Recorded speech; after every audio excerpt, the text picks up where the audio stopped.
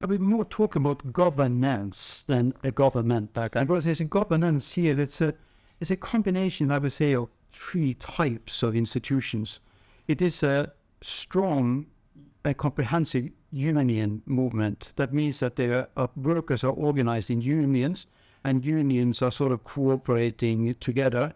They have local representatives at the workplace, and they also have national negotiation that determines basically the wage structure of the country. So that's one set of institutions. And you have to add here that there are also very strong employers associations, stronger than in most other countries. That means that workers become strong because they have a counterpart that is organized in the same level as themselves, so they can make deals, credible deals. So we call it the three-part negotiations, where you have the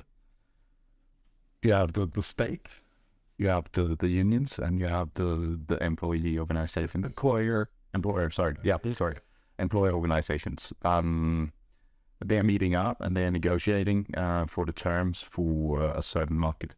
So, for example, for all constructors in Denmark, they will negotiate on next year what should the salary be, and are we changing in any of the terms that might be, well, actually anything from how many hours are you working each week up till paternity leave, maternity leave, something like that. They can negotiate anything actually. Normally, it's mostly about the pay, and it's about how big a raise should you get next year. And then they have some numbers from the Danish Statistical Office that sort of follows how's the market developing, and where should we be at, and then you can negotiate out of that. So you can say here in Denmark the terms of how good a working life are you having are actually decided by the parts.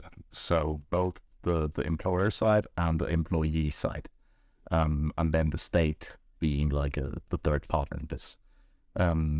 So this makes sure that we don't have a minimum wage in Denmark, set by law. Mm. There is a minimum you can pay, but that minimum is like set out of what we negotiate. So you follow up on what is negotiated. So we don't have a law-based minimum, which we here in Denmark believe is very good, because what we see from many countries is that when you have a law-based minimum, then that law-based minimum is paid for a lot of workers. Here you actually make sure that all workers are sort of raised every year. Okay. So not having the minimum increases workers' wages. Yeah. That's what is happening here. Exactly. Okay. Exactly. So that's why you see that Denmark has, among with the other Scandinavian countries, some of the highest salaries and among the European countries, but in the world. That could be good and bad, of course, but in general, we would say it's good that we make sure that everyone is rising all the time to make sure that we can sort of buy exactly the same next year as we can this year, because we know the prices are always increasing, right? Well, most of the time at least. So trying to make sure that everything is sort of just following each other. That's actually what we're trying to do. That it's not so much about like that you need to, I need to get a lot more in pay next year because I want to. It's mostly about getting everything to function the best way. And normally you would get it to function to make sure that everyone sort of have the same buying capacity next year as they do this year. When you get a salary, there's also a percentage every month that goes to your retirement. And that is also in the negotiation from the union, the employer organization, and the state. So when they negotiate, they can also negotiate on that. Should we say that percentage of your salary should be higher, and it's the employer who pays it? Meaning that you might say that let's just make it simple. My salary is 100 kroner, and then I'll get 20% in retirement, for example. So that would mean that the employer is paying me 120, right? So both of them needs to be taken into account. you have that, and then we also have a holiday, or holiday earning, you can say. So you pay every month. That's also part of we pay 12.5% of your salary goes to like a holiday fund, you can say, which makes sure that you have paid holiday every year. So, for example, I have 6 weeks of paid vacation every year. And then I have other things like a couple of days that goes for my kids. I have to, because I'm in the state, you have 2 days a year per kid. That goes to, like, you can say, being a better dad, and like to try to be with your family. Yeah. Yeah, so you have things like that, which is sort of put into the salary system. So I pay every month. I'm getting my salary, but a percentage of my salary is then put into retirement and is put into vacation. Yeah. Is there a minimum of vacation time that companies are allowed to give? Yeah. 5 weeks. Okay. Yeah. You need vacation, and there's also like you need vacation, and there's also like how many hours you work a week. He ended up we work 37 hours a week.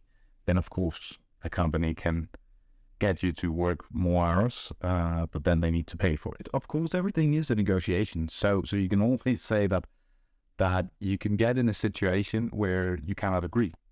When you can't agree, then we will go into to a strike.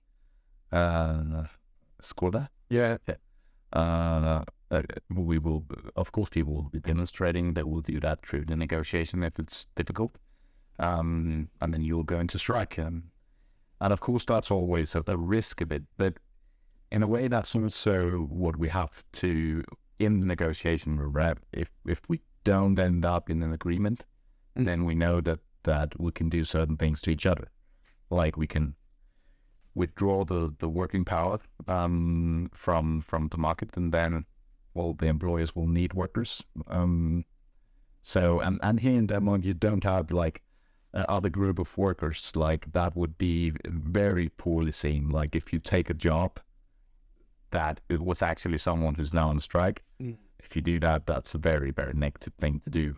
You wouldn't do that because like you will sort of be hated from the system. And it wouldn't negatively affect you the next year anyways. No.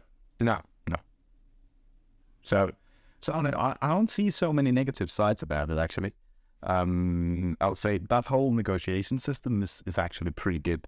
As long, of course, as you keep a power balance between the three parts, that everyone has a power.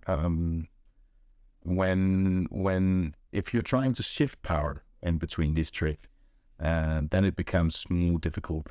We have had cases, that's mostly when you negotiate for the public sector. Then it becomes a bit difficult because the state and the employer is sort of the same side, right? Because the state is paying. And then it becomes a bit difficult because the unions are sort of in a minority all of a sudden. And then the negotiations are a bit more difficult. And we're discussing on how to solve this issue. We haven't come up with any good solution yet. But in general, it's going okay. But we had seen cases of where terms were included that was definitely not well received and from the unions and from the workers. So that can happen. But in general, I would say as long as the power balance is there, then everything's good. It's always a question of each company, you can say, and how good a degree of unionization they have within a company. But you can say workers can go to a union, and the union will always take you seriously and will always go into your case. So I think we have equal basis on that. If you don't believe that you're working under the terms that you should, then you can go to the union, and the union will make sure to have your case. they will even do the case. So they will give you the juridical help that you need in order to run the case against your employer or whatever you need. So no, that's actually pretty good. Of course, we still have companies trying to get around, as we do with individuals too. I think you will always have that, but we have a decent amount of control on this, trying to control companies if they're following the right, what they promise to do, and trying to figure out that way. And of course, we're trying to have as many people as possible in unions actually being part of the union, because it's not mandatory that you are in a union, and it's optional. So you can choose to be, and a lot of people choose to be, because it makes it easier when you need help. Like, you will still get help, but it's just easier being in a union. You can always call them, you can always get help.